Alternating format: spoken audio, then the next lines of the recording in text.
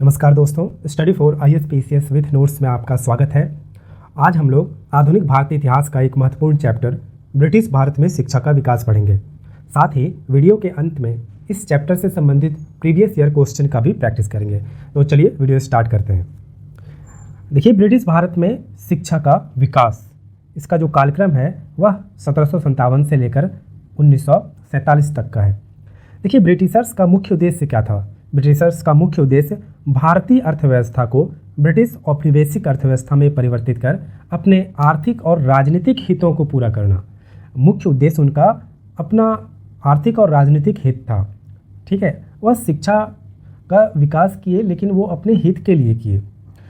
हम लोग जानते हैं कि भारतीय अर्थव्यवस्था को औपनिवेशिक अर्थव्यवस्था, ब्रिटिश औपनिवेशिक अर्थव्यवस्था में परिवर्तित करने में 3 चरण देखे जा सकते हैं। पहला है वाणिज्यिक चरण, दूसरा औद्योगिक मुक्त व्यापार, तीसरा वित्तीय पूंजीवाद। इन्हीं चरणों के साथ ही ब्रिटिश भारत में शिक्षा का विकास हुआ है। तो पहला जो चरण है वह वाणिज्यिक चरण है, जिसका कालक्रम 1757 से लेकर 1813 ईस्वी तक का है। यह जो चरण है, यह चरण इस चरण को अहस्तक्षेप की नीति भी कहा जाता है। मतलब इस चरण में अहस्तक्षेप की नीति अपनाई गई अंग्रेजों के द्वारा, यानी कि समाज में किसी भी तरह का कोई हस्तक्षेप नहीं किया गया, कोई सुधार नहीं किया गया है। और इस चरण का मुख्य उद्देश्य सिर्फ आर्थिक लूट था। कहीं कहीं छिटपुट परिवर्तन देखने को मिल सकते हैं, लेकिन उसका भी मुख्य उद्देश्य केवल लगान को प्रभावी ढंग से वसूलना ही था। ठीक है, और जो भी सुधार देखे जा सकते हैं इस चरण में, वह व्यक्तिगत स्तर पर था। जैसे कि वारेन हेस्टिंग के द्वारा कलकत्ता मदरसा की स्थापना करना, जोनाथन डंकन के द्वारा संस्कृत कॉलेज की स्थापना करना, ये सब व्यक्तिगत स्तर पर किया गया था। अब आगे हम लोग बढ़ते हैं। जो नेक्स्ट चरण है औद्योगिक मुक्त व्यापार और वित्तीय पूंजीवाद। इन दोनों चरणों में अंग्रेज भारत को एक एकीकृत बाजार में परिवर्तित करना चाहते थे। इसके लिए, ठीक है, जो एकीकृत बाजार में परिवर्तित करना चाहते थे भारत को, तो इसके लिए वे ऐसे वर्ग को तैयार करना चाहते थे जो रंग रूप में तो भारतीय हों, लेकिन सोच में अंग्रेज हों। साथ ही वे ब्रिटिश वस्तुओं का अच्छा उपभोक्ता बन सके। अगर सोच में अंग्रेज हो तो वे क्या करेंगे? ब्रिटिश की वस्तु, जो ब्रिटिश वस्तु है, उसको वो लोग परचेज करेंगे, खरीदेंगे, तो वो उपभोक्ता बन सके। तो इसको ध्यान में रखकर, इसी को ध्यान में रखते हुए उन्होंने शिक्षा में सुधार किया। तो आगे हम लोग बढ़ते हैं। देखिए, 1781 ईस्वी में वारेन हेस्टिंग ने कलकत्ता मदरसा की स्थापना की। कब की? 1781 में वारेन हेस्टिंग ने। तो कलकत्ता मदरसा की स्थापना करने के पीछे क्या उद्देश्य था? उद्देश्य था कि तत्कालीन कामकाज की जो भाषा थी वह क्या थी? वह फारसी थी। तो कंपनी के अधिकारी इसको अच्छे से सीख सके, इसके लिए उन्होंने कलकत्ता मदरसा की स्थापना की। नेक्स्ट है 1784 में ही सर विलियम जोन्स ने एशियाटिक सोसाइटी ऑफ बंगाल की स्थापना की। ठीक है, यह बहुत महत्वपूर्ण है, आपको याद रखना है। किसने की? सर विलियम जोन्स ने। कब की? 1784 ईस्वी में। और एशियाटिक सोसाइटी ऑफ बंगाल की स्थापना करने का जो मुख्य उद्देश्य था वह था भारतीय समाज और संस्कृति को अच्छे से समझना। और इसी समझ से क्या होगा कि ब्रिटिशर्स भारतीय पर लंबे समय तक शासन कर सकेंगे। जब ब्रिटिशर्स जो है भारत के संस्कृति को, उसके कल्चर को, सोसाइटी को अगर अच्छे से समझ सकेंगे तो उस पर अच्छे से शासन भी कर सकेंगे। तो इसी को ध्यान में रखते हुए उन्होंने एशियाटिक सोसाइटी ऑफ बंगाल की स्थापना की। इसी क्रम में कुछ महत्वपूर्ण किताब का अनुवाद भी किया गया, जैसे कि सर चार्ल्स विल्किंसन द्वारा पहली बार मूल श्रीमद् भगवत गीता का संस्कृत से अंग्रेजी में अनुवाद किया गया। तो यह क्वेश्चन बहुत बार पूछता है कि किसने पहली बार श्रीमद् भगवत गीता का संस्कृत से अंग्रेजी में अनुवाद किया? तो यह अनुवाद सर चार्ल्स विल्किंसन के द्वारा किया गया। नेक्स्ट है विलियम जोन्स ने 1789 ईस्वी में कालिदास रचित अभिज्ञान शाकुंतलम का अंग्रेजी में अनुवाद किया। गीत गोविंद का भी अंग्रेजी में अनुवाद विलियम जोन्स के द्वारा किया गया है। देखिए, विलियम जोन्स की मृत्यु के बाद सन 1794 में इंस्टीट्यूट ऑफ हिंदू लॉ के नाम से मनुस्मृति का अनुवाद प्रकाशित हुआ। और मनुस्मृति ही वह प्रथम ग्रंथ है जिसका अनुवाद सबसे पहले संस्कृत से अंग्रेजी भाषा में a code of Gentoo law के नाम से प्रकाशित हुआ। तो इसमें देखिए, जितना भी इसमें सारे महत्वपूर्ण फैक्ट हैं, इसको आप ध्यान से देख लीजिएगा। क्या था, किस नाम से, a code of Gentoo law. चलिए अब हम लोग इस चैप्टर से संबंधित जितने भी महत्वपूर्ण फैक्ट हैं उसको हम लोग देखते हैं। एशियाटिक सोसाइटी ऑफ बंगाल की स्थापना कब और किसके द्वारा की गई? तो 1784 में सर विलियम जोन्स के द्वारा की गई। अंग्रेजों द्वारा भारत में शिक्षा का विकास की शुरुआत 1781 में किसके द्वारा? कलकत्ता मदरसा की स्थापना से हुई, जिसका उद्देश्य मुस्लिम कानूनों तथा इससे संबंधित अन्य विषयों की शिक्षा देना था। तो कलकत्ता मदरसा की स्थापना वारेन हेस्टिंग के द्वारा दिया गया था और इस कलकत्ता मदरसा की स्थापना के पीछे का मुख्य उद्देश्य क्या था? मुस्लिम कानूनों तथा इससे संबंधित अन्य विषयों की शिक्षा देना। नेक्स्ट है 1791 में जोनाथन डंकन के प्रयासों से वाराणसी में हिंदू कानून और दर्शन के लिए किस कॉलेज की स्थापना की गई? तो संस्कृत कॉलेज की स्थापना की गई जोनाथन डंकन के द्वारा। ठीक है, तो क्यों की गई? हिंदू कानून और दर्शन के लिए। नेक्स्ट आगे बढ़ते हैं। लॉर्ड वेलेस्ली द्वारा 10 जुलाई 1800 को किस कॉलेज की स्थापना की गई, जहां अधिकारियों को विभिन्न भारतीय भाषाओं तथा विभिन्न भारतीय रीति रिवाजों की शिक्षा दी जाती थी? तो भारतीय भाषाओं तथा विभिन्न भारतीय रीति रिवाजों की शिक्षा कहाँ दी जाती थी? फोर्ट विलियम कॉलेज में दी जाती थी। हालांकि यह जो कॉलेज है यह बाद में इसे बंद कर दिया गया था। भारत में अंग्रेजी सिखाने के लिए स्कूलों का जाल बिछाने का विचार सबसे पहले ईस्ट इंडिया कंपनी के किस सिविल सेवक के मन में आया? तो यह जो है चार्ल्स ग्रांट के मन में आया और इसीलिए भी इन्हें भारत में आधुनिक शिक्षा का जन्मदाता कहा जाता है। तो आधुनिक शिक्षा का जन्मदाता किसे कहा जाता है? चार्ल्स ग्रांट को। बिशप थॉमस मिडल्टन द्वारा 15 दिसंबर 1820 को कहाँ पर बिशप कॉलेज की स्थापना की गई? तो कलकत्ता में की गई। Raja Ram Mohan Roy, David Hare, sir Hyde East ने मिलकर 1817 में कलकत्ता में किस कॉलेज की स्थापना की, जो कालांतर में प्रेसिडेंसी कॉलेज बना? तो यह जो है किसकी स्थापना की? हिंदू कॉलेज की स्थापना की। ईस्ट इंडिया कंपनी द्वारा भारत में शिक्षा के क्षेत्र में पहला प्रयास कब से माना जाता है? तो 1813 के चार्टर एक्ट से। नेक्स्ट है, किस अधिनियम द्वारा गवर्नर जनरल को यह अधिकार दिया गया कि वह 1 लाख रुपए प्रति वर्ष विद्वान भारतीयों के प्रोत्साहन तथा साहित्य के सुधार और पुनरुत्थान के लिए खर्च करे? तो यह जो है 1813 के चार्टर अधिनियम के द्वारा दिया गया। यह अधिकार किसे दिया गया? गवर्नर जनरल को। तो यह महत्वपूर्ण है, आप ध्यान रखिएगा कि 1 लाख रुपया प्रति वर्ष दिया गया। भारत में शिक्षा का प्रसार करने का मुख्य कार्य ईसाई मिशनरियों द्वारा शुरू किया गया, जिनका मुख्य उद्देश्य भारत में ईसाई धर्म का प्रचार करना था। इन मिशनरियों ने अपना केंद्र कहाँ बनाया? तो इन मिशनरियों ने अपना केंद्र श्रीरामपुर बंगाल में बनाया। मद्रास में मिशनरियों का शिक्षा प्रसार क्या था? सर्वाधिक था। में भी यह क्वेश्चन पूछा जाएगा कि मिशनरियों के द्वारा सबसे ज़्यादा शिक्षा का प्रसार कहाँ किया गया? तो मद्रास में किया गया। आगे बढ़ते हैं। श्रीरामपुर में मिशनरियों ने 1818 में किस कॉलेज की स्थापना की? तो बैप्टिस्ट मिशन कॉलेज की स्थापना की।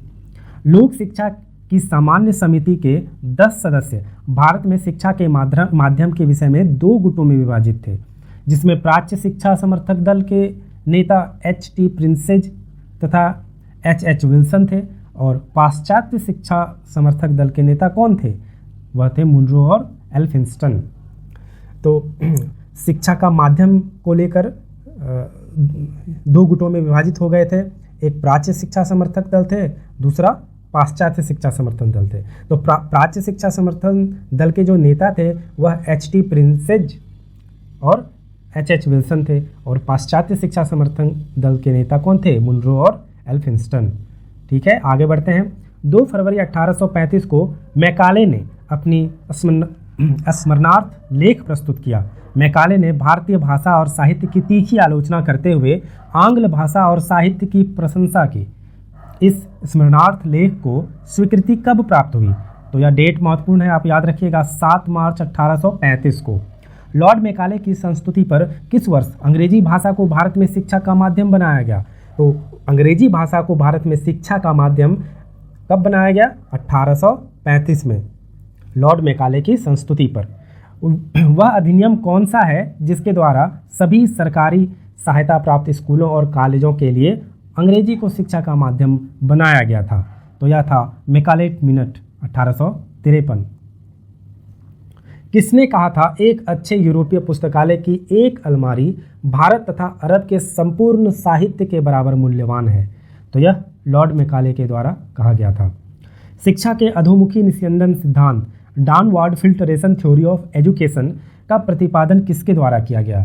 तो यह लॉर्ड ऑकलैंड के द्वारा किया गया।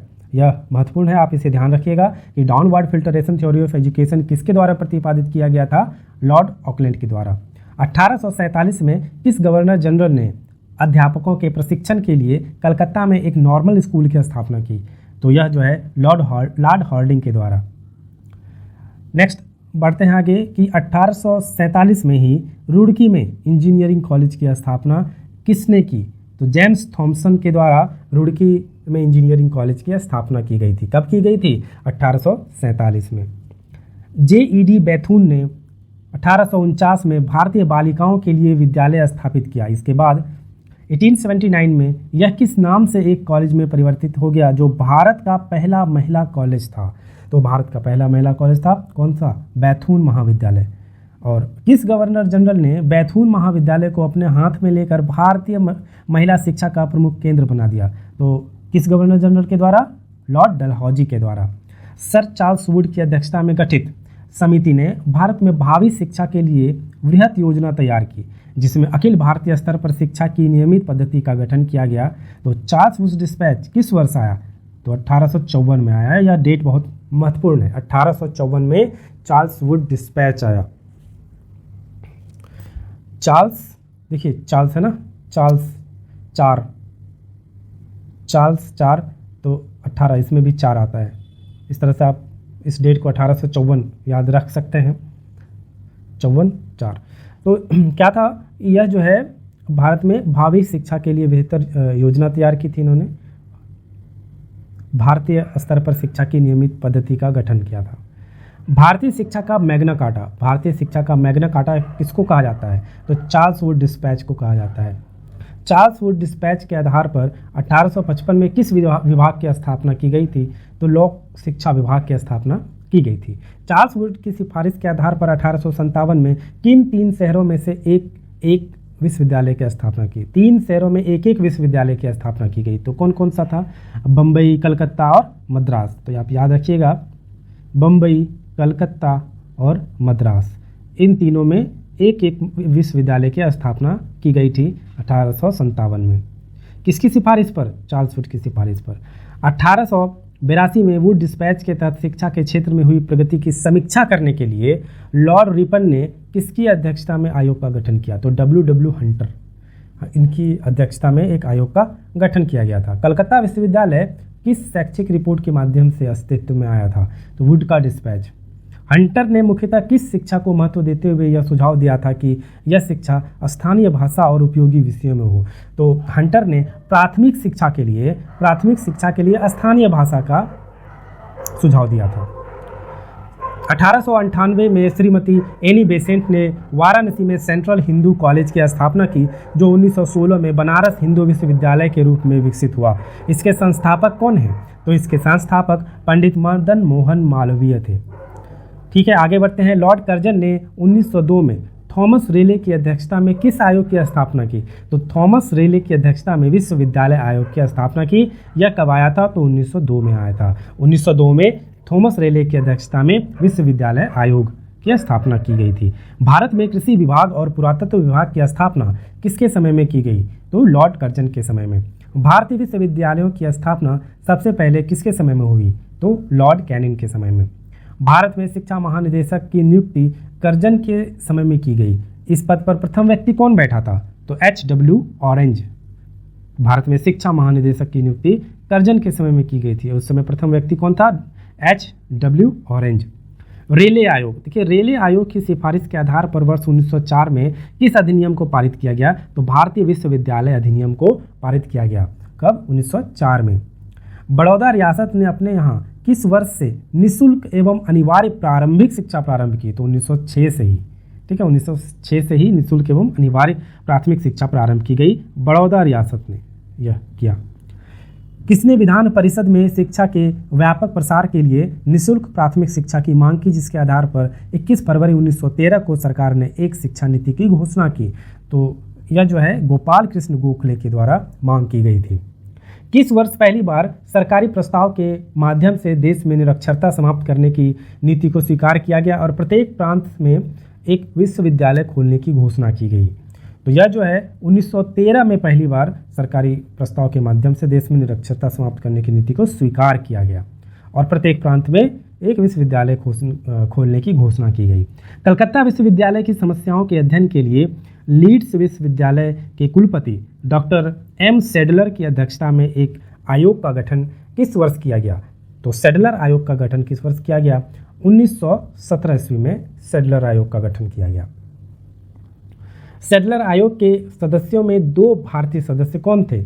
वह थे आशुतोष मुखर्जी और डॉक्टर जियाउद्दीन अहमद।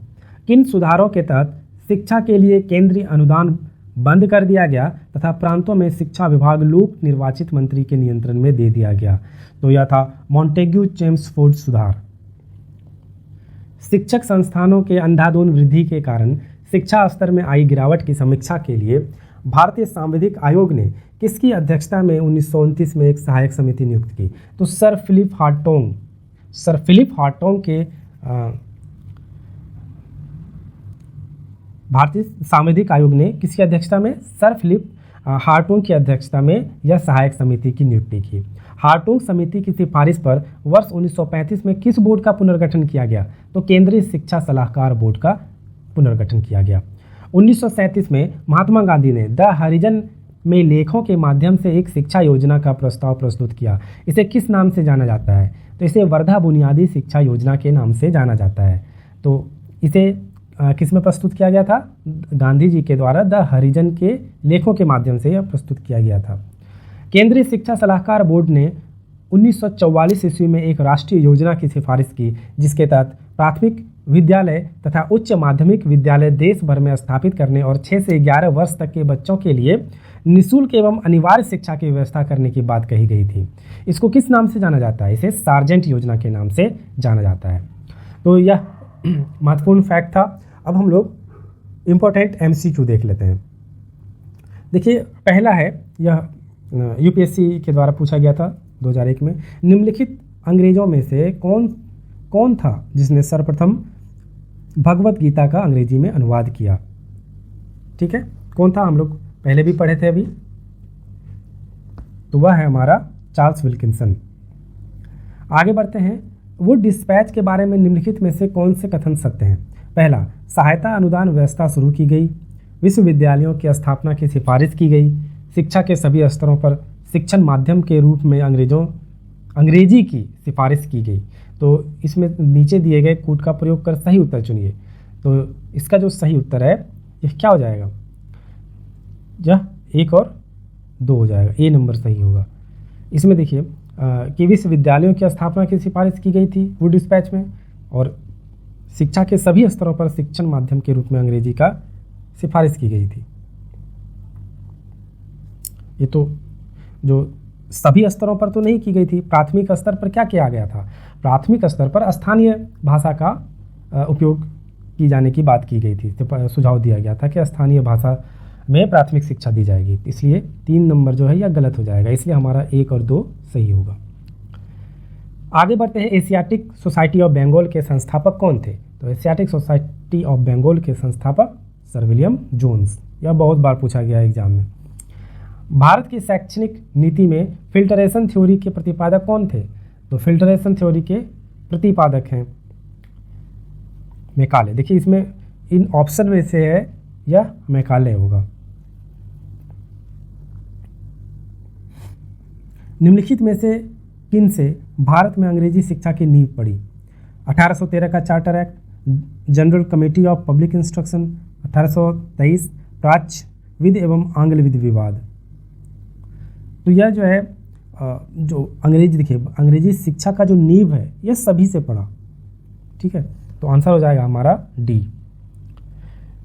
किसके सतत प्रयासों से बंबई में प्रथम महिला विश्वविद्यालय की स्थापना हुई? तो डी के कर्वे। निम्नलिखित में से किसने भारतीय विश्वविद्यालयों में धार्मिक शिक्षा के लिए प्रबल रूप से वकालत की थी? तो इसमें देखिए जो हमारे मदन मोहन मालवीय थे, इन्होंने धार्मिक विश्वविद्यालय में धार्मिक शिक्षा के लिए प्रबल रूप से वकालत की थी, मदन मोहन मालवीय। तो आंसर हो जाएगा हमारा डी। शिक्षा में सुधार हेतु ब्रिटिश सरकार ने सैडलर विश्वविद्यालय आयोग कब नियुक्त किया? तो सैडलर विश्वविद्यालय हम लोग अभी पढ़े 1917 में किया गया था। ठीक है, तो यह कुछ महत्वपूर्ण प्रश्न थे और उनसे भी महत्वपूर्ण जो फैक्ट हम लोग पढ़े अभी, वह लगभग इस चैप्टर से संबंधित सभी फैक्ट को हम लोग कवर किए। तो अगर वीडियो अच्छा लगे तो लाइक कीजिए, शेयर कीजिए। तो मिलते हैं नेक्स्ट वीडियो में। Thank you very much.